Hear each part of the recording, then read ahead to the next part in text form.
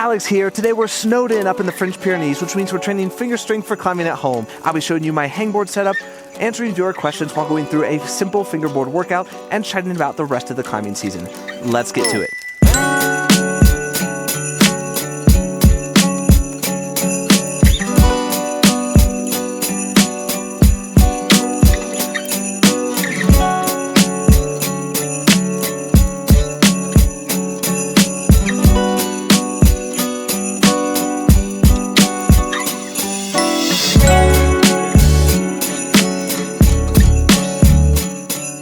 Welcome to our home climbing gym setup. We recently moved apartments, and this apartment gave us a major upgrade in the fact that before we had all of our climbing training equipment in an outdoor garage where it gets really cold in the winter. Now everything is indoors where it is warm and convenient to train. We have our Hangboard, one of our most important pieces of training equipment here, made by Tremors, a brand of climbing equipment made in Catalonia, Spain. This is kind of comparable to what you'd find on a Beastmaker, but I think it has a more wide variety of ledges. We've got 10 millimeters, 8 millimeters, a really comfy 20 millimeter ledge for one arm hangs with kind of a circular attachment here that we can use pulley. This is another 20, 15, some one finger pockets, jugs, and of course a bar for pull-ups. Over here on my left, we have our micro crimps. I've got a set of 10 millimeters, 8 millimeters, and 6 millimeters.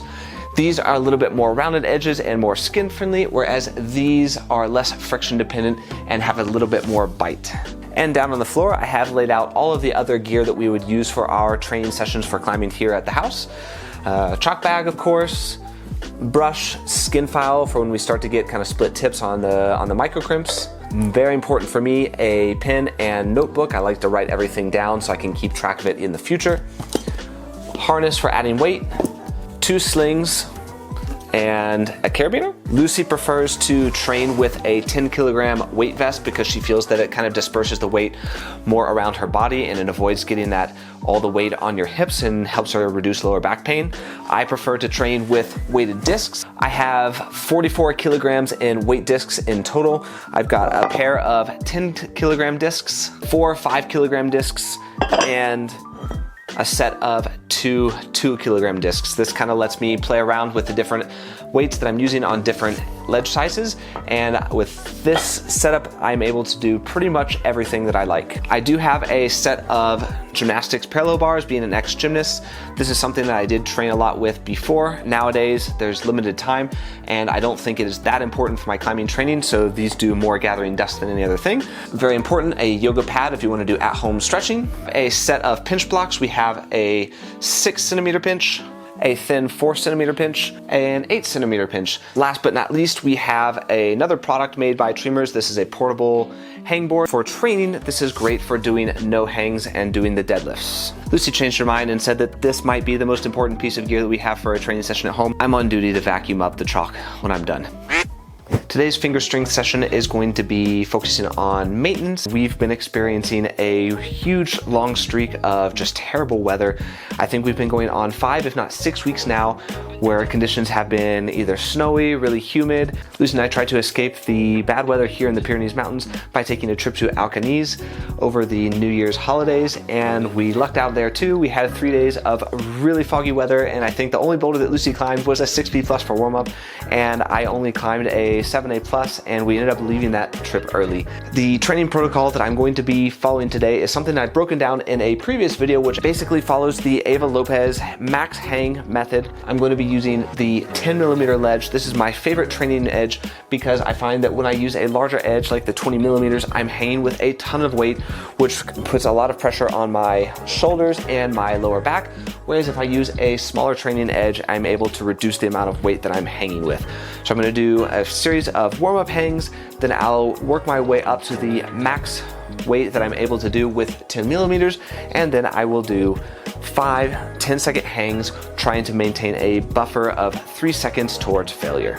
Because we are in the middle of the climbing season right now in terms of the temperatures, I'm not in the middle of doing this once or twice a week and following an 8-week long protocol, but this is something that I will sprinkle in here and there when the weather is bad, and I find that it really maintains those fingers for when you do get back on your projects. I like to write everything down in my notebook note here so that I'm able to kind of keep track of my feelings from one session to another, or if I'm not doing this after kind of like a month or 6 weeks, then I'm able to look exactly back at what my last numbers were, and I'm able to follow with the weights that I was using before.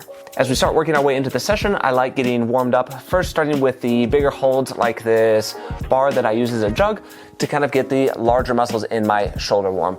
Once I feel pretty good with my shoulders and doing some just kind of like stretching movements, I will start working my way down towards smaller ledges, all of this with my feet here on the ground and doing finger curls, starting to slowly put weight on the fingers. Now that I feel that my shoulders are getting warm and my fingers are starting to fire, I'm gonna do 2 10-second hangs on the 20mm edge and 2 10-second hangs on the 15mm edge. I'm gonna start off with a half crimp, but eventually I am going to be doing my dead hangs in a full crimp today.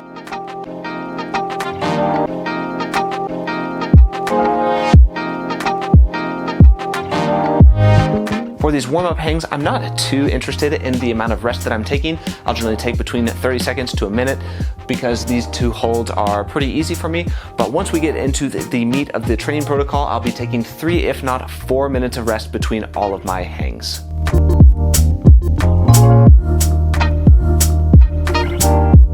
The last 2 warm-up hangs that I'll do today before I start adding extra weight are going to be on the 10mm edge. The first one will be in a 4-finger half crimp, and the second one I'm actually going to wrap my thumb around and use the full crimp.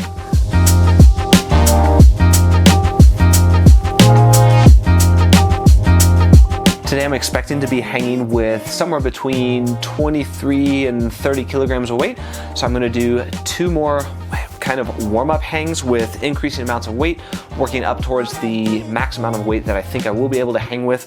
The first one I'll do with 12 kilograms, so this should put me somewhere in the 40 to 60% of my max weight, and then I'll do one more with 20 kilograms. That's going to put me around 80% of the weight that I'll be hanging with. The last time I did a video on how to train the full crimp grip for climbing, a lot of you guys had some questions and comments there, so as we go through my training today, we'll be responding to a few of those.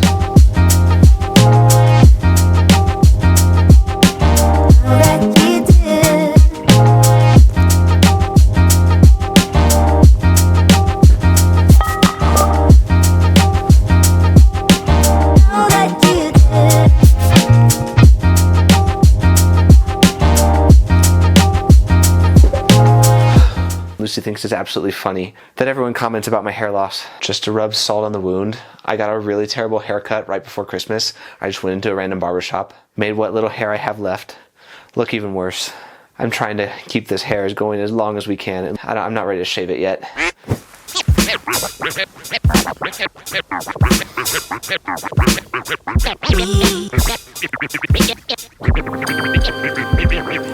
One thing that I personally like doing when I'm jotting down the amount of weight that I'm hanging with is to include the feeling.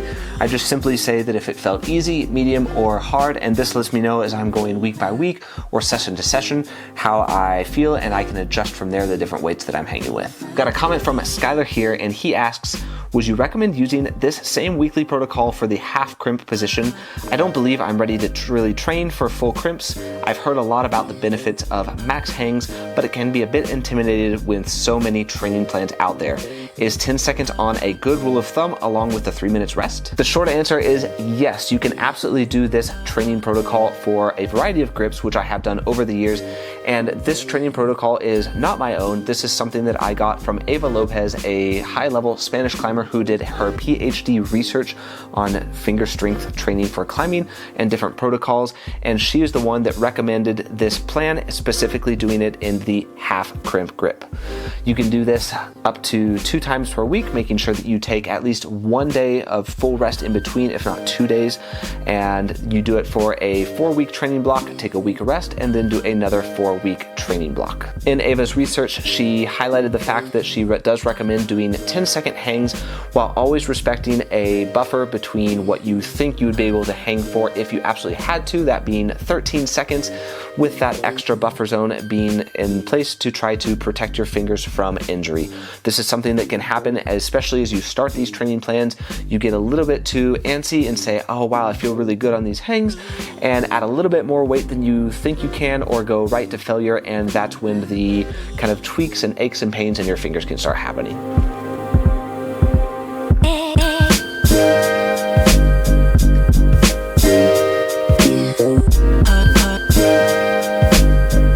William asked, I noticed that when I train half crimp on the hangboard, my index finger wants to go straight. I think this is called a chisel grip. Should I try to avoid this type of grip in my climbing training? One thing that I think is really important to focus on, no matter what kind of finger strength training protocol you're following, is having proper form. Pick the grip that you want to train and try to maintain that grip throughout the entirety of your hang.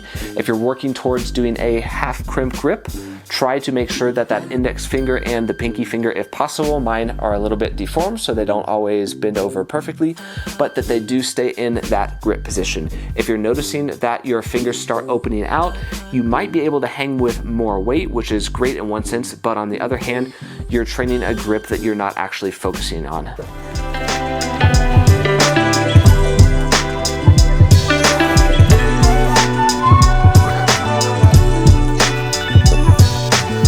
If you want to see skin pain and skin thrashing, that's what we go through to get strong. Unfortunately, we don't have a fan set up here in our home rock gym.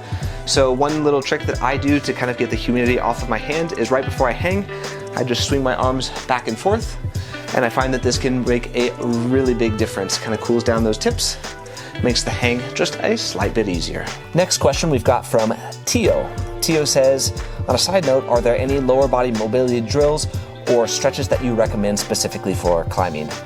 This personally is not something that I put a whole lot of emphasis on in terms of my own climbing training, just because, again, I am limited on the amount of time that I can dedicate to this, and I come from a gymnastics background, and I'm still at the point where I feel like that I'm able to kind of call on all of my years of experience in gymnastics.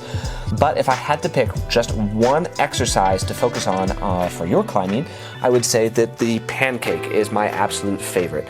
It's a pretty simple one. Sit on the ground, open your legs as far as you can. I'm slightly wider than 90 degrees. Start working down. I would recommend holding this for at least 30 seconds. We get as low as we can to where it starts to hurt a little bit. Start counting 4 or 5 seconds, and then take a deep breath. Exhale, and then let yourself sink further. And then repeat that process a handful of times until you reach that 30-second mark. It's a really easy exercise that you can incorporate into any training session or in between dead hangs like I'm doing today.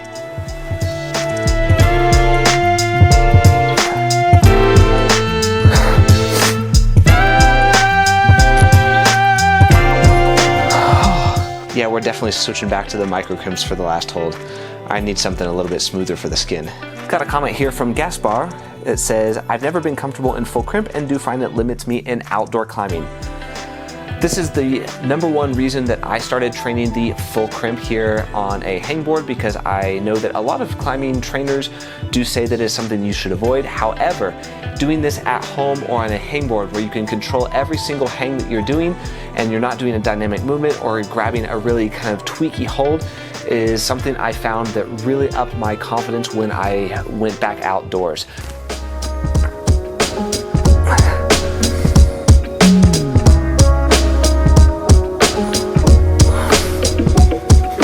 I usually like to wrap up a home training session with a pull-up complex. This is an exercise that I got from Horst. So I'm gonna load up 2 slings worth of weight. I'm gonna do 40 kilograms, and I'm going to do max weighted pull-ups. I'm gonna shoot for 4, and then I'm gonna drop down off the bar as quickly as I can, take off the weight, and then do 4 explosive pull-ups.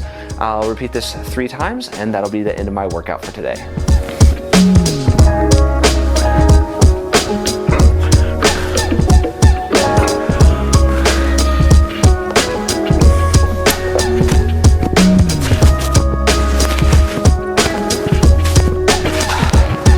This climbing season definitely started off really promising. I was able to tie up a project I had at the end of last April. Really early on in the season, I did a video about that. It was a highball that I got the first ascent on. Super soaked, and I was showing early signs of progress on a couple of long-term multi-season projects that I had. I was able to do the stand start of an 8B that I've been working, and things looked like it was going to come together really quickly. And then we entered the string of bad weather, and that's led to a lot of kind of just frustration in the climbing. It's one of those things where you feel good physically, but mentally you have to kind of just keep trusting the process and believing that it's going to happen. When the conditions aren't there, you have to remind yourself that it's not necessarily your fault that you're not sending things, although after the end of the climbing session, it's often hard to remember that, but it will always happen. Looking forward to the next couple of months. Lucy and I are about to spend the month of February in the United States. We are absolutely stoked, and we plan to do a lot of climbing in the Boone and North Carolina areas. And once we end up back in the Pyrenees Mountains in March, we have our fingers crossed that we can tie up some loose ends on the project before the warm weather hits. If you have any questions about finger strength for climbing, climbing training in general, or just want to get to know Lucy and I, definitely leave us a comment below. YouTube thinks you're gonna like this video up on the screen, and until next time, happy climbing.